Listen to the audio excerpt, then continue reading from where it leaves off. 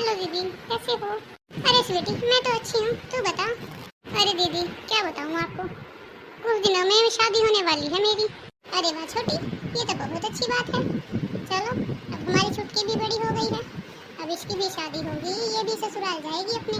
क्या अच्छी बात दीदी, लगता है आप मुझसे दूर रहकर खुश हो। अरे पागल, ऐसी कोई बात नहीं है। शादी तो हर लड़की का सपना होता है और हर लड़की को शादी करके अपने ससुराल ही तो जाना होता है। लेकिन दीदी, अगर मैं शादी करके अपने ससुराल चली गई तो फिर आप तो मुझे भूल ही जाओगे और ना ही आप फिर मुझे कभी बात करोगे, ना ही मुझसे मिलने आओगे। अरे स्वीटी, कैसी बात कर रही है तू? शादी हो जाने के बाद क्या तू बदल जाएगी? ये हमारा रिश्ता खत्म हो जाएगा। अरे पागल, मैं हमेशा तेरी बड़ी बहन ही रहूंगी। लेकिन दीदी, आप मेरी सगी बहन तो नहीं हो ना? सगी बहन ही ज्यादा आती जाती है रिश्तेदारी में शादी के बाद। सब कहते हैं कि मामा बुआ की लड़की कोई नहीं जाती शादी के बाद। शादी से पहले ही रिश्ते होते हैं और जो मायके के रिश्ते होते हैं वो मायके में ही रह जाते हैं, ससुराल तक नहीं पहुंच पाते। अरे सवेटी, तू तो बहुत बड़ी पागल है। तुझसे किसने कह दिया ये सब? अरे अगर कोई रिश्ता निभाने वाला हो तो मरते दम तक रिश्ता निभाया जा सकता है। तू चिंता मत कर, तेरी ये बड़ी बहन हमेशा तेरे साथ रहेगी, चाहे कोई खुशी हो या गम। हाँ दीदी, शायद जैसा आप कह रही हो बिल्कुल वैसा ही हो। लोगों की बातें सच न हो जो लोग कहते हैं। क्या कहते हैं लोग, जरा मैं भी तो सुनूं। वो सब कहते हैं दीदी कि सब मुंह पर ही मिट्ठू मियाँ होते हैं, सब मुंह पर ही मीठी मीठी बातें करते हैं, लेकिन बाद में कोई साथ नहीं देता। शादी होने के बाद जब लड़की पर कोई तकलीफ आ जाए तो मायके वाले साथ छोड़ देते हैं। सिर्फ माँ ही होती है जो लड़की का साथ निभाती है, उसके अलावा कोई और उसका साथ तक नहीं देता। अरे मेरी प्यारी बहना, तू तो पागल हो गई है। अब तू ही बता, बचपन से लेकर आज तक मैंने तुझे कभी अकेला छोड़ा है? जब भी तूने मुझे याद किया है, जब भी तूने मुझसे बात की है, या जब भी तूने मुझे अपने पास बुलाया है, मैं तेरे पास आई हूँ ना। अरे पागल, बेशक मेरी शादी को 10-12 साल हो गए हों, लेकिन आज तक हमारे रिश्ते में कोई फर्क आया है क्या अभी तक? अरे जब मेरी शादी को इतने साल हो गए तो मैंने इस रिश्ते में अब तक कोई फर्क नहीं आने दिया, तो तुझे क्या लगता है कि मैं तेरी शादी होने के बाद इस रिश्ते में फर्क आने दूंगी? नहीं दीदी, लगता तो नहीं है, लेकिन फिर भी वो कहते हैं ना, समय बदलते देर नहीं लगता। इंसान कब पलट जाता है कोई नहीं जानता, और ना ही बुरा समय बताकर आता है। अब तक तो वैसे भी सब कुछ अच्छा ही चल रहा है और मैं तो दुआ करती हूँ कि हमेशा अच्छा ही चलता रहे और हम दोनों बहनों का प्यार इसी तरह बना रहे। अरे मेरी प्यारी बहना, क्यों टेंशन लेती है? तो चिंता मत कर, घर जा और अपनी शादी की तैयारियाँ कर। और हाँ, अगर तुझे किसी चीज़ की ज़रूरत हो तो अपनी इस बहन को बेझिझक याद कर लेना, मैं तुरंत हाजिर हो जाऊंगी तेरे पास। ठीक है दीदी, आप कहती हो तो मैं मान लेती हूँ। अच्छा दीदी, अब मैं चलती हूँ। शादी में सिर्फ 2 ही महीने बाकी रह गए हैं और इन 2 महीनों के अंदर मुझे बहुत सारी तैयारियाँ करनी है, और फिर आपको भी तो आना है ना 1 महीना पहले, क्योंकि आपको तो पता है कि आपके आए बिना तो मम्मी शादी की तैयारियाँ शुरू ही नहीं करेंगी, और मेरे तो सारे कपड़े, सूट, साड़ी, ये सब चीज़ें आप ही रेडी करवाएंगी। आपको पता है ना दीदी कि मैं हर चीज़ आप ही की पसंद की लेती हूँ। मुझे अपनी ब्यूटी पार्लर वाली भी तो बुक करानी है, वो भी मैं आपके साथ ही जाकर बुक कराऊंगी।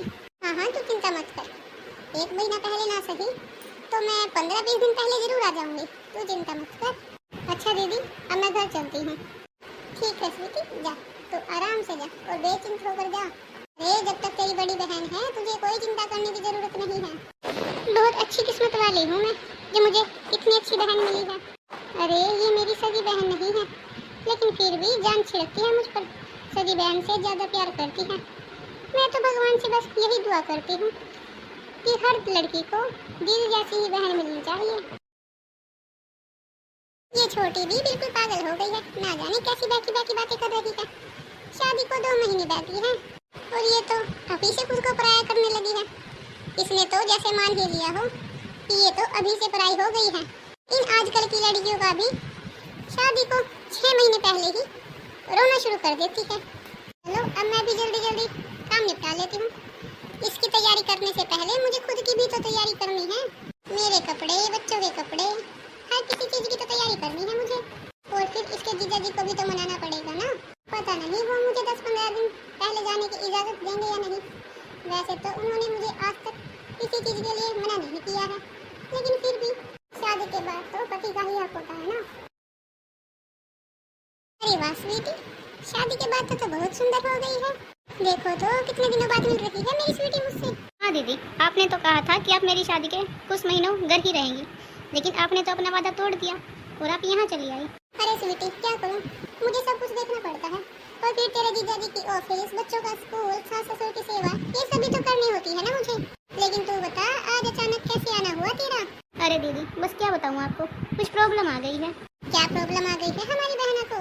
जरा हमें भी तो पता चले। दीदी, इसीलिए तो मैं आपके पास आई हूँ, क्योंकि मुझे पता है मेरी प्रॉब्लम का हर सोल्यूशन मुझे आपके पास तो मिल ही जाएगा। हाँ हाँ, तू क्यों चिंता करती है? बैठ, बता मुझे क्या बात है। दीदी, दरअसल बात ये है कि इनके हालात कुछ ठीक नहीं चल रहे हैं। काम धंधा भी इनका बहुत बंद हो गया है, घर में खाने के लिए भी राशन नहीं बचा है। भगवान, ये कैसे हो गया? अरे दीदी, बस क्या बताऊँ आपको, जहाँ पर ये काम करते थे वहाँ का मालिक शहर छोड़कर चला गया है, और उसके जाने के बाद वहाँ पर काम बंद हो गया है। तो मैंने सोचा कि मैं किसी और के सामने हाथ फैलाने से अच्छा है कि मैं अपनी दीदी से ही बात कर लेती हूँ। देखो दीदी, मुझे ज़्यादा तो नहीं चाहिए, सिर्फ 5-10 हज़ार रुपयों की मदद कर दो। ये अपना नया काम देख ही रहे हैं, बस कुछ ही दिनों में इन्हें इनका नया काम मिल जाएगा, तब तक हमारा गुजारा चल जाएगा। दीदी, मैं कोशिश करूँगी कि मैं आपके पैसे जल्दी ही भिजवा दूँ। अरे स्वीटी, तुझे क्या बताऊँ, अरे मैं भी बहुत दुखी हालातों से गुजर रही हूँ।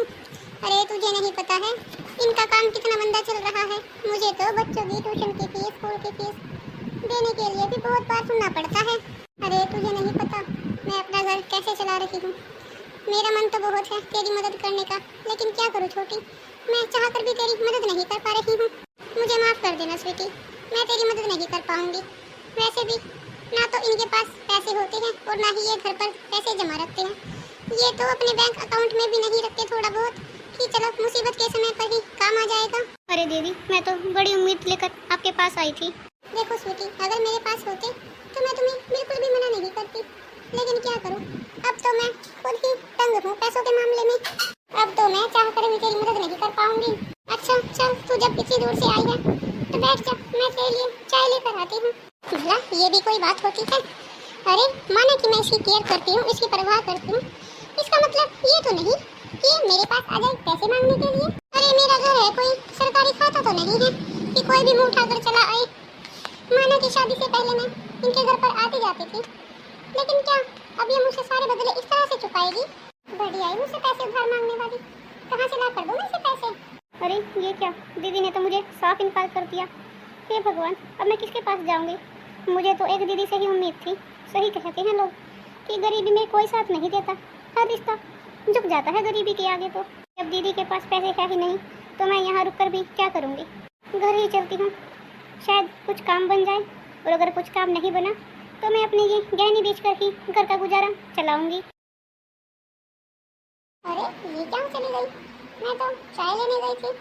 चलो अच्छा ही है, वैसे भी ना तो मेरे पास पैसे हैं कि मैं किसी को देती फिरूं, और अगर होते तो भी नहीं देती, क्योंकि मुझे पता है रिश्तेदारी में दिया हुआ पैसा वापस नहीं आता, चाहे कोई अपना ही सगा भाई बहन क्यों ना हो।